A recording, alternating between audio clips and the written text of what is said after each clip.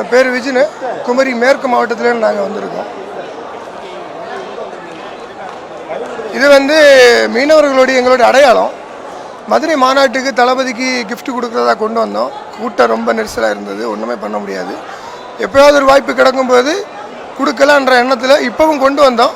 இப்போ கட்டுப்பாடுகள் எல்லாமே நிறைய இருக்குது. தளபதி கண் முன்னாடி கண்டிப்பாக போய் சேரும், வாய்ப்புகள் கண்டிப்பாக அமையும் தளபதி கொடுக்குற மாதிரி.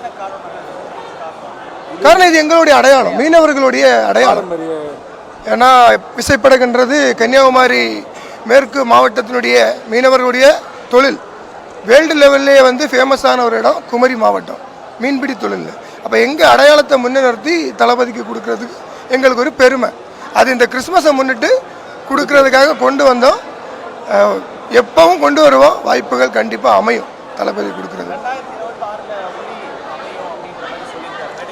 ஆமாம், கான்ஃபிடென்ட், அது எந்த மாற்று கருத்து இல்லை. ஏன்னா நம்மளுக்கே தெரியும், மக்களுக்கே தெரியும், ஒட்டுமொத்த தமிழகமே இன்றைக்கு பேசக்கூடியது தளபதியை மட்டும்தான்.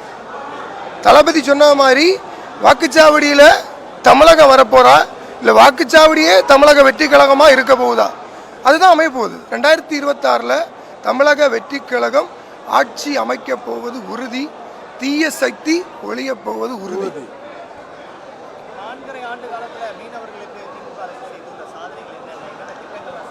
ஒன்றுமே இல்லை, சாதனை இல்லை, எல்லாமே வேதனை தான்.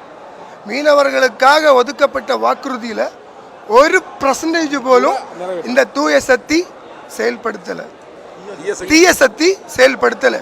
இப்போ வரக்கூடிய தூய சக்தி மீனவர்களுக்கான ஒட்டுமொத்த காரியங்களை அறிஞ்சு ஸ்பாட்டில் உடனுக்குடன் செயல்படுத்தக்கூடிய அரசாக மாறும் தமிழக வெற்றி கழகம். அதில் எந்த மாற்று கருத்தும் இல்லை.